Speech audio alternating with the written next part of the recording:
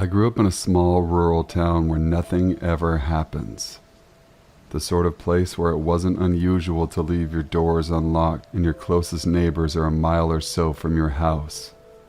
Our family also had this giant older cat, Tag, who was a bit of a drama king, but we loved him. One summer when I was around 9 or 10 years old, the cat starts going ballistic. Tag generally slept in my room curled up next to me until I fell asleep, and then would get up to do whatever cats do in the middle of the night.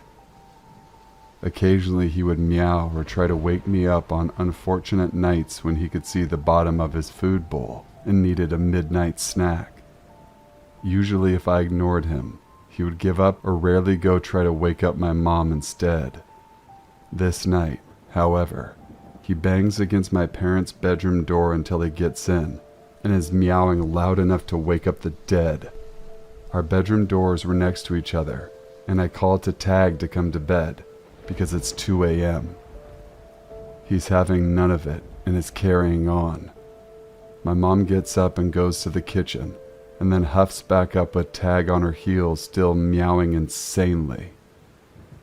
She said his bowl had plenty of food, and he just walked her to the door of the kitchen. Tag was an indoor-outdoor cat, but had his own cat door through the garage, so there was no need for one of us to let him outside. My mom said my brother must have left the kitchen door open, and just the screen door was shut, but she wasn't holding it open forever for the cat to just stand there and not go out. She shut the kitchen door and went back to sleep, firmly shutting her bedroom door this time, so Tag couldn't let himself back into her room. I always kept treats for him in my room and offered him one, but he was still meowing at the door, trying to get them up. I grabbed him and brought him into my room and shut my door to try and get him to sleep. I lay in bed trying to go back to sleep, and Tag meows at my door wanting back out. I finally open my door and he bolts back downstairs towards the kitchen, and that's when I heard what sounded like a door slamming. I have 3 older siblings though, and someone is always up watching TV or running to the bathroom, so I think nothing of it. The cat finally stalks back into my room, but instead of curling up in my armpit like usual, he sat at the bottom of my bed staring at my door. I fell asleep until morning when some commotion wakes me up, and I pad down to the kitchen to find my parents on the phone with 911. My parents got up as usual to get ready for work, and while making coffee, my mom went to grab her rings from the little jewelry dish she had by the sink, because she would take them off in the evenings to rinse dishes and load the dishwasher, but discovered the dish was empty this morning. Small town, so the sheriff sends a deputy over, and when my dad walks out to meet them, he sees the ATV is missing from out back. The key is off the key ring.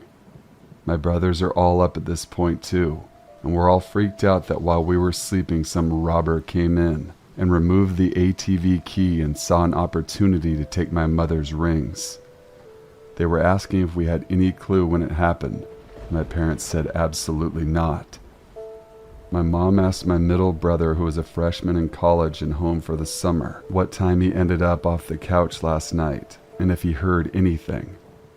He said he went to bed at 10 or 11 and asked what she meant as his bedroom was in the basement and he wouldn't have heard anything in the kitchen.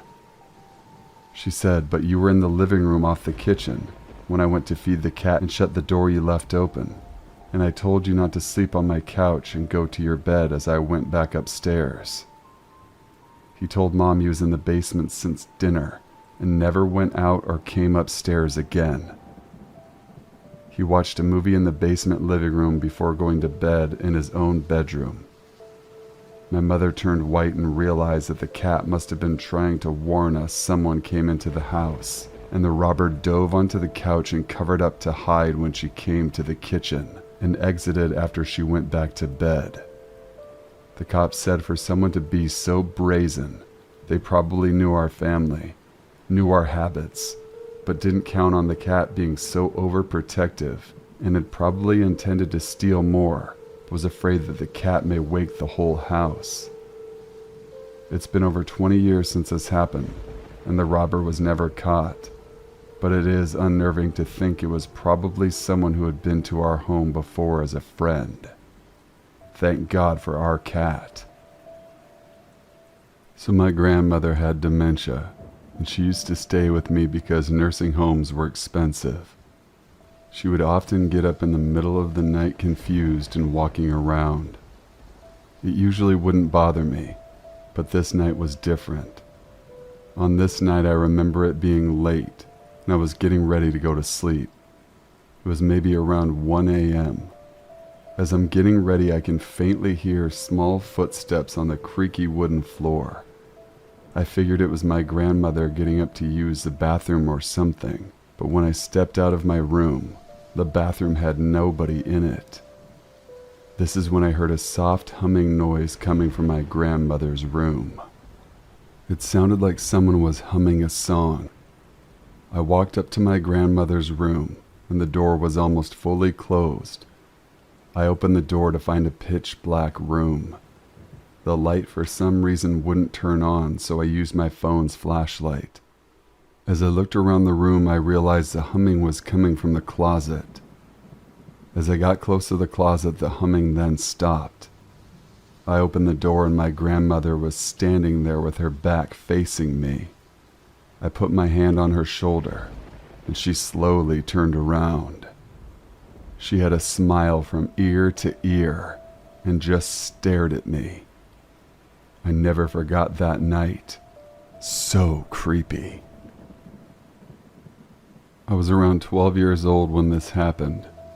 I lived in a duplex that my parents owned, and one day I was outside in the front yard playing with my dogs. The house was located in a neighborhood that's right by a busy main road, so during the daily rush hour the area got very busy. Thank God for this, because as I was busy with my dogs, I noticed a black car in front of my house that kept inching forward a little and backing up a little. I noticed the driver leering at me in a creepy way, and I got a really bad feeling. I ran up the stairs to where I lived with my parents. I told my mother about what had happened, and I have no idea what was going through her mind at the time, because she didn't seem at all concerned. A few minutes later, she sent me to the grocery store that was a block away, and after griping about it to her, I went walking to the store. As I was walking out the exit while leaving the store, I saw my brother waiting for me outside. He told me to get in and drove me back home. He had been listening to what I told our mom about the guy outside the house, and he reamed her out for making me walk to the store alone, knowing that this guy was lurking around in the neighborhood. To this day, I still get chills knowing how close I came to potentially being raped and or murdered by a pervert. It makes me sick to even think about it, if I'm being completely honest with you. This story is from my sister, who is 6 years older than me. We're very close and she doesn't have a Reddit, but this encounter still boggles her mind and mine as well. The timeline isn't exactly clear, but she was still in high school in the early 2000s.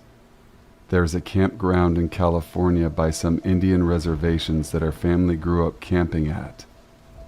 This campground is one way in, one way out, and is an hour drive through a secluded, dark, winding road off the main highway, just to get to the actual campground itself.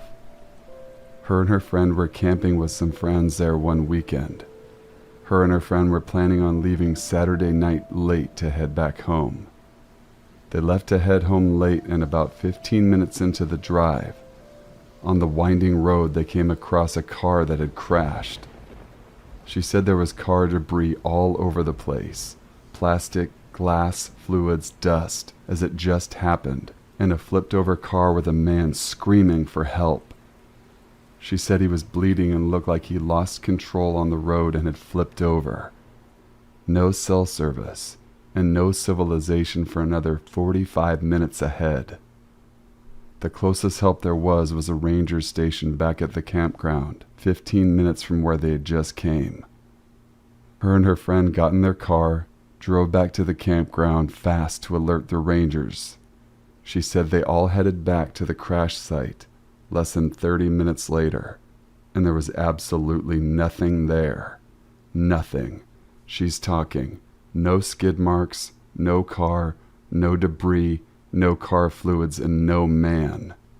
There's no way any of this nature and mess could be cleaned up in 30 minutes' time, especially for that location. Thinking maybe it was a different turn, they drove ahead more and more along the dark, winding road until the main highway, and no sign of anything. She said the rangers radioed in the authorities, asking about a possible crash and cleanup at all that evening, and nothing was reported. I asked her if they were drinking or anything alike. She said absolutely not, because they knew they had to drive home that night. Her and her friend had a very hard time after processing this, because they had no clue what they witnessed. Her friend ended up going into therapy because of it. My sister did not, but still talks about it to this day. She said her and her friend were trying to do as much research as possible to see if there was anything reported, car crash, accident, and never found a thing of such incidents that night. Confused and still creeped out. It gives me chills. Last week, me and my significant other went on a hike at nighttime. It had been around 12 a.m. We went on this wooded path, and though it was eerie, we figured we would be fine as we had each other. We barely saw anyone until we start going up this path, see an individual further ahead of us with a flashlight on. They turned it on and then off a couple times. We continued walking up the hill, the person in front of us. Eventually, at some point, they went off path and we no longer saw them. We continued up the spot we were headed and stopped there. We sat and talked, made out for about an hour. Then, as we were making our way back to the secluded area's exit, we heard rustling in the bushes near us. We both looked over expecting to see an animal, till we realized the rustling was too loud and the shape in the bushes was too big. It was a fucking person. They rose their head up a bit and we caught a glimpse of a flashlight as they started to emerge out of the bush. I quickly realized whatever was happening was very off. Out of fear, I screamed and took off running. My significant other followed a bit behind. At first, I heard more than just a few footsteps, meaning he attempted to follow or chase us, potentially for a few seconds. We got away. I'm not sure when he got in the bush, if he was there before us, but that means he was sitting there for over an hour in silence by himself. I don't know what exactly that was or what he was doing, but I would hate to have found out what happened if we didn't run. I actually don't believe in ghosts and all that stuff. I never doubted the fact that ghosts don't exist. Only after this encounter is when I first started thinking ghosts could be real. So when I went on a school trip, I was in a room with about 5 friends and we got pretty drunk with some other people. When we went to sleep, a friend of mine who was brushing her teeth saw a woman in another building in front of a window just staring at us. I could literally feel her gaze on me. We all gathered up in front of the window and just waved at her. She waved back. At first I thought nothing of it. Went to relax about an hour later. I had a quick peek out the window. She was still staring. This really creeped me out, so I called my friends again. We began shouting at her to fuck off, but she wouldn't move. My friend started to dance or something, and the woman copied. I thought it was just a girl messing with us or something. She had black hair really long in front of her face and like weirdly long arms. We went to sleep, but me and my friend couldn't really sleep, so I just looked out the window again and saw that she was gone.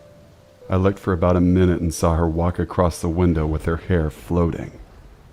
I know it sounds dumb, but it's what I saw. I later took a look again, and she wasn't there. But then I saw a hand come around the corner, and then her head peeked around the curtain. This seriously scared me to death. I just went to bed after that and never saw her again, or just any people in the building. I also have a picture of her, but it's kind of blurry. Has someone else had an experience like this? please share in the comments section. When I, a 20-year-old female, was around 11 or 12, I would hang out at a park across the street from my house with my friends. It's not a super popular park or anything, more just the neighbor side streets nearby, but it's a proper playground. A friend and I were there more towards the evening, maybe around 4 or 5 p.m., sitting at the top of the playground, looking up at the sky. We hear someone walking on the path nearby and turn to look. There's a decent height, thin dude in a hoodie walking our way. Mind you, we're now the only 3 people in the park. We stay where we are because we figure, the guy must be walking the path through the park, past the playground and out the other end. Nope. The guy comes off the path and starts walking across the wood chips over to the playground. At that point we get up, kind of chuckle and just shift around nervously. He slowly starts climbing the stairs, dead-ass eye contact the entire time. This is where we were really nervous. Us being at the top of the playground, we go down the big slide, start walking around the side back to the bottom to see if this guy is actually following us, or maybe it's just some dude wanting the playground. The guy goes up, comes down, walks around the side. Now we took the longest way around, weaved a bit. This guy does the exact same thing. At this point he seems to be speeding up to catch up to us. My friend and I look at each other, and we just book it out of there. The man starts running after us until he sees we're running to a house, immediately turns around and beelines it out of the park from where he came. This is probably the closest I've ever been to someone potentially trying to kidnap me, or someone with me. Definitely not the only close, creepy encounter I've had as a kid, though. Thank God this park is so close to the houses. My family and I went on a trip to the Hocking Hills area of southern Ohio a few weeks ago. There was a place that I always wanted to visit, the abandoned ghost town Moonville Rail Tunnel. I've never been to this area, so I didn't know what to expect, but I did know it was pretty deep in the woods. We took a trip from our rented cabin using Google for GPS for the location. We started driving and it's, for lack of better words, real impoverished, where we are driving hills have eyes type style. We literally only saw a few cars on the way. We get to a point where we need to enter into a forest, and we were close to a tunnel. There was a sign that said we were entering Bubba Wood. For a little additional information, I drive a Mercedes that I am just lucky enough to have, and have my husband in the car, a black man with dreadlocks, my 10-year-old nonverbal autistic son, and my 6-year-old daughter. We drive down this really creepy stone road into the forest, and there's nothing back there. No houses, no cars, nobody. We see signs that we are close and pull into the parking lot. We walk over the footbridge and make our way towards the tunnel, which is a lot larger than I had expected. We hear this sound coming from the other side of the tunnel that goes into the woods and away from the parking lot. A truck comes driving through the tunnel towards us while we were on foot. He gets out of his truck with a chainsaw, and it's a white guy in his 60s. He walks with my entire family everywhere we go and through the tunnel. I tried to make small talk with him and pull some info out about if he worked for the Department of Natural Resources. He really wasn't budging. We turn around to walk out of the tunnel, and he starts using a chainsaw behind us. The sound is just echoing through this tunnel. At this point, we have no cell phone service, and literally no one knows my family is out there except us. I was already worried my car was sending the wrong idea to people like we have money or something. We don't. We rush to the car to get the kids in their booster seats, and this motherfucker comes driving over the footbridge in his truck towards us in the parking lot. I honestly don't know how this truck fit on it. He stops again and gets out of the truck and starts walking the other direction, much to our relief. About this time, I notice there are some dusty handprints on my car. I asked my husband if they were his, and we compared his hands and my son's, and they were not a match. I don't know who could have touched the car, because we were there with the chainsaw man the entire time. Just a few minutes later, I look in my rearview mirror. There was a bunch of dust kicked up behind us, and there he is. He had to have driven pretty fast on that stone road to catch up that quickly. There is nowhere to go in these woods. The road is basically one lane, and we have no cell service or GPS. Every time I think we lose him, he's there again. I'm waiting for my tires to get popped or something, or for this guy to ram me off the road into a ravine. Finally, we get out of the woods and I turn out, and he's still following. We were following printed directions to get back, and I ended up making a wrong turn in the excitement. The guy in the truck was finally gone, and I turned around to go back past the stone road that goes deeper into the forest. There was one lone house near this road, and there is his truck. He had to have seen us drive onto this road into the woods and taken some back way to the tunnel. I don't know if he was just trying to protect the site from more graffiti or what, but he really creeped us out. It was like a very scary movie trope rolled into one single event. I walk to most places because, being severely visually impaired, obviously I can't drive. I walk at night during summer, which lasts anywhere from April to October if we're lucky. This is probably not the safest idea, but I'm from Texas, so temperatures of 100 degrees aren't unusual. One of my usual destinations was a convenience store a few blocks from my previous home. I set out one night normal to get myself some Pepsi and a candy stash. Our town isn't very big and most people drive everywhere. It's very unusual to come across anyone else on my route to the store, but that night a man appeared out of nowhere and started talking like he knew me. He asked me where I was going, and I told him. It wasn't unusual for people to keep watch on me, because hard of hearing blind girl with forearm crutches. This guy had no reason to be there, was walking way too close beside me. He asked me where I was going, and I told him just in case I was overreacting. I sped up as much as I could since this part of the route is very dark with only a subway that had been closed for the night. He definitely wasn't there for a $5 footlong. I tried to appear calm, though the alarm bells were ringing, and I was shaking to the point I was afraid I would drop a crutch, which was probably the worst thing that could happen right then, especially after he started asking what I liked in the bedroom, and he could easily have had his way with me in a ditch and no one would have known.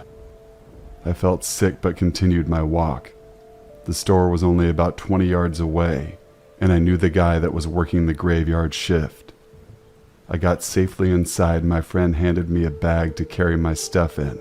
And when I got up to the register, he began speaking loudly enough that my ears hurt, and I had to turn my hearing aids down because it hurt my ears. "Hey Sweets, did you ever find my 3DS?" I played along and he opened the half door thing, and I sat on the stool like it was normal. The creepy dude came over and slammed his Bud Light and a 10 on the counter. After being handed his change, he went outside. He's still out there by the ice machine. After about 20 minutes, he still hadn't left. My friend called his manager, and after explaining the situation, she told him to lock up and run me home. He did and even walked me to my door. I got my key in the door and we stepped inside. Catherine said to give this to you. He handed a keychain and showed me how to lock and unlock the pepper spray. Call us before you come from now on. He's come in after you for the last 4 weeks. He left and I made sure every door and window was locked. So creepy dude, let's never meet again. My boyfriend, 23-year-old male, and myself, a 23-year-old female, recently decided that we wanted to take the new tent we bought on its first trip. The tent was one that hooks up to your car to provide more storage space, and we were very excited to try it out. We had planned a kayaking trip the next day at a kayak rental shop. It was supposed to be nice, inexpensive, outdoorsy weekend getaway. We tend to book things last minute, so all the state parks and professional campgrounds were full. This led us to a website that is essentially an Airbnb for campsites. The place we chose was a 100-acre property, just 20 minutes south of the kayak shop. Of all the sites in there, it was described as having working bathrooms, showers, it allowed for campfires, and all the sites were car accessible, important for a car-dependent tent.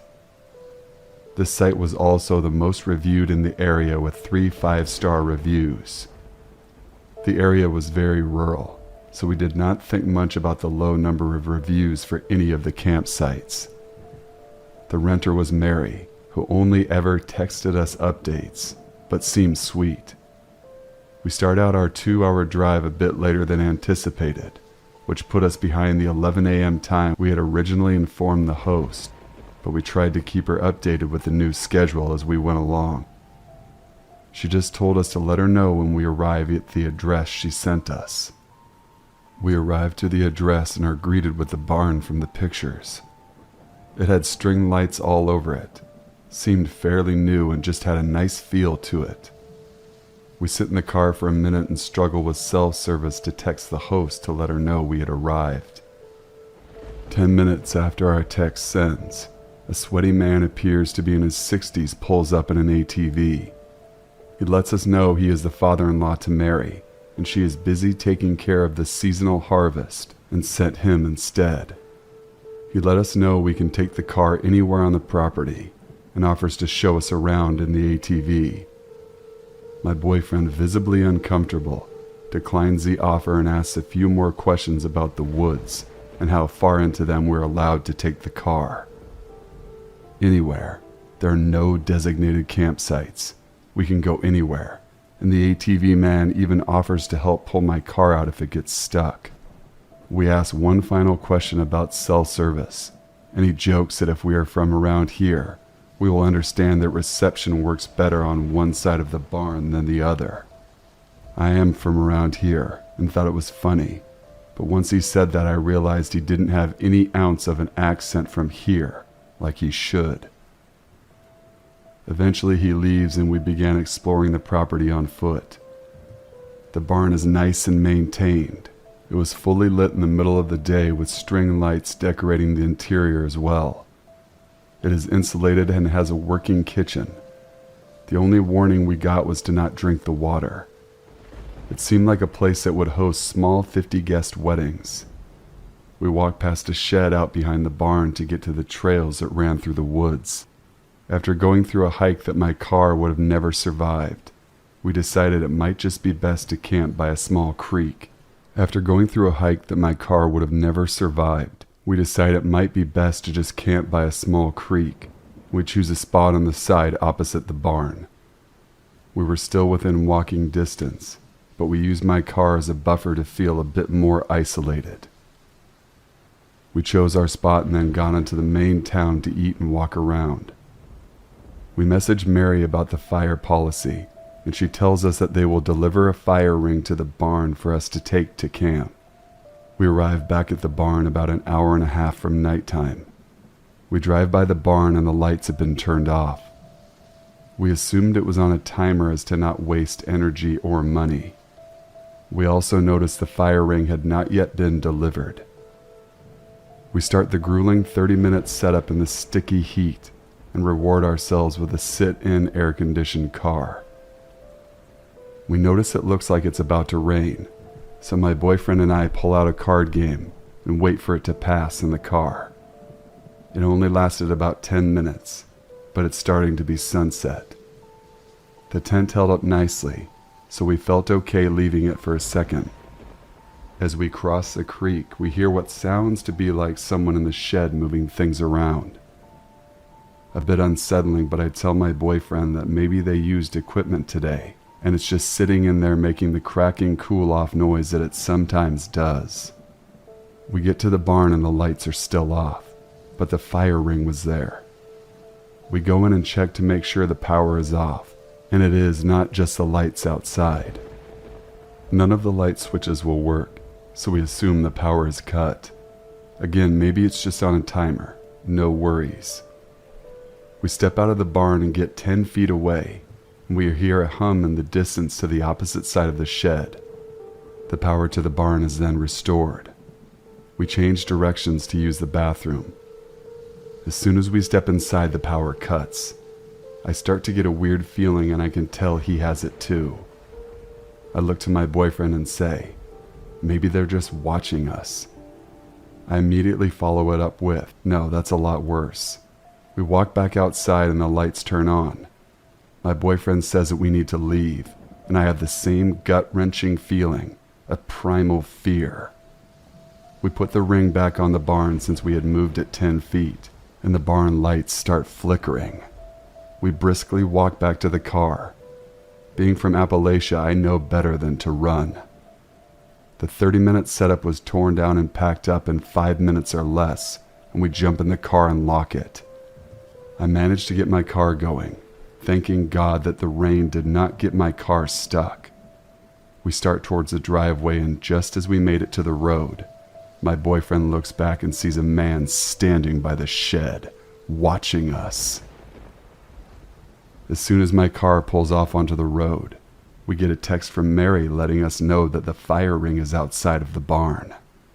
She also informs us that we are welcome to stay in the barn if the rain had messed up our camping experience. We arrive at a nice hotel willing to splurge for safety. At this point, it's 10 p.m. at the earliest. A sweet older lady checks us in. Desperate for validation and just comfort from anyone, we tell her what had just happened to us at the campsite. She looks genuinely shocked. She asks if we had seen the news lately, which we both respond that we had not. The lady tells us that the couples in the state had gone missing. All of them had gone camping. 3 couples were truly missing, and one was recently found on the side of the freeway slashed to near death. They are, to the time of my posting, still recovering in the hospital. We couldn't find any more articles about where in the state, but the look on the lady's face suggested it was near us.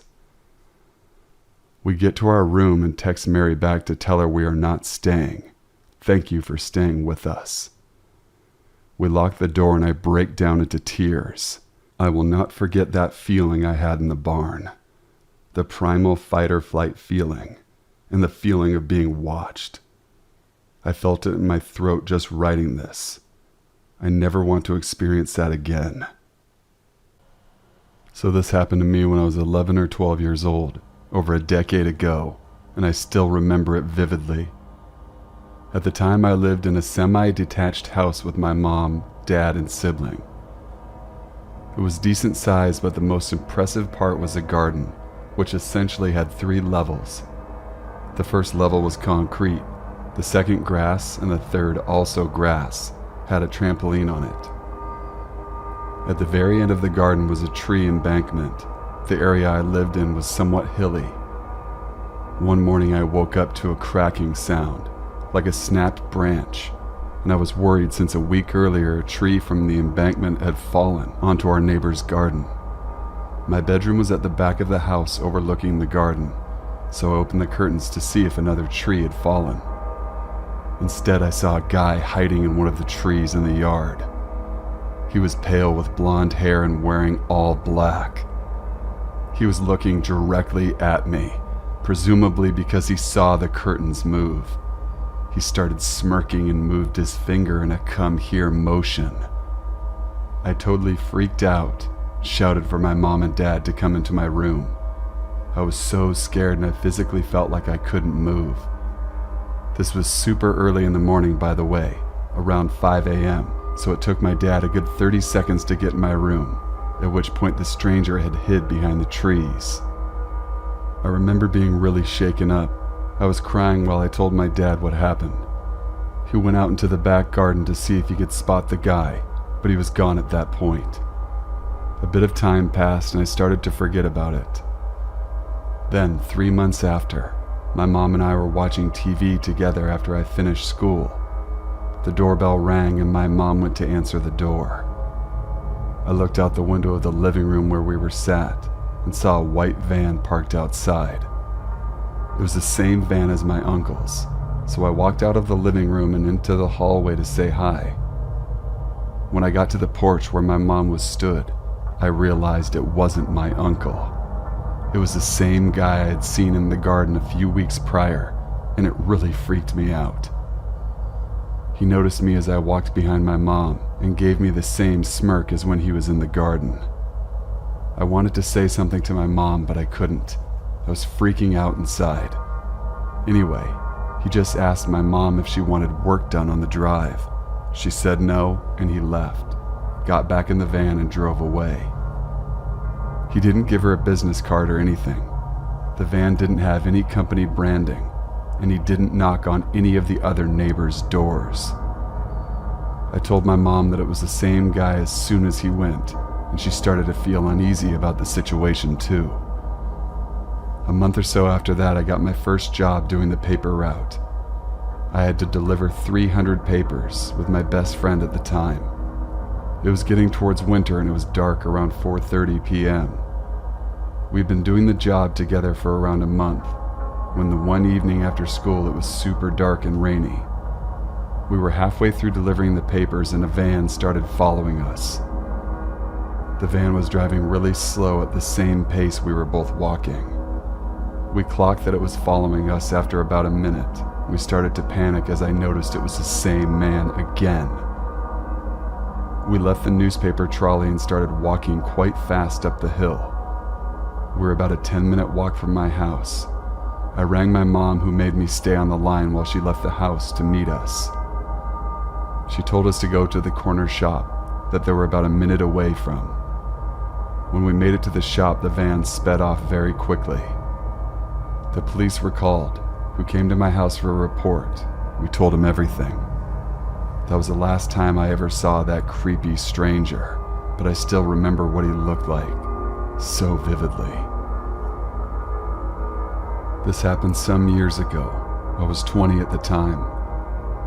I was going on a road trip of sort with a really good friend of mine and his family. Our destination was a concert in a country next to ours, but we would be stopping at night to sleep in the camper we drove in. We hadn't crossed the border yet when we stopped at the first campsite for the night. Now, it seemed like a pretty family-friendly and safe place, so none of us had our guards up. That night at about 11 p.m. or so, while my friend and his family were getting ready for bed, I went outside to get some fresh air. Our camper was almost completely next to the beach, so I went down to the shore to dip my feet and get some much-needed quiet time by myself. On the way there, I passed by a beach shack, a detail that will be important later. As I stood there, letting the waves lap over my feet, I noticed the silhouette of a man further down the beach, but it was a public space for campers, so why would I think anything of it? After being absorbed by splashing in the water with my feet and enjoying the moonlight, I decided to make my way back. Of course, it was very dark given the late hour, but I don't scare easily. Now, as a woman in the modern world, I usually do stay on guard after dark, but that thought never occurred to me since I felt I was in a safe environment so close to the campsite. Anyways, as I was walking back, I noticed that the silhouette of the man further down the beach was gone, but even more worrying was the fact that I was nearing the beach shack, and I saw that someone seemed to be trying to hide from my view behind it. Immediately I was on alert and called a friend I knew that would be awake. I gave the shack a wide berth while talking loudly to my friend about how she was coming to meet me. After not too long, I got safely back to the campsite, hopped in bed in the caravan. I didn't tell my friend or his family, because though I was scared, there could have been many logical, non-threatening answers to what I saw. I put it out of my mind, and the rest of the trip went off without a hitch. About a year or so later, I was talking to my friend about the trip, suddenly remembered the creepy experience. As I told him, he slowly got pale and told me something his brother had told him and his family over breakfast, months after the trip. That same night after I had gotten back and gone to bed, his brother had gotten up late at night to get some water, but when he passed the window right by his bed, he saw a man standing right there outside, looking in the window. As soon as he was seen, the man left, but it definitely creeped out the brother a lot. But just like me, he seemed to put it out of his mind. Now, with both of those stories, it doesn't seem far-fetched that the man hiding by the beach shack had followed me back. I'm really scared to think about what would have happened if I had been alone. My fiance and I, 34-year-old male, 31-year-old female, were taking a 10-day road trip in the late summer from Houston to Tennessee with multiple stops in between. We left Houston around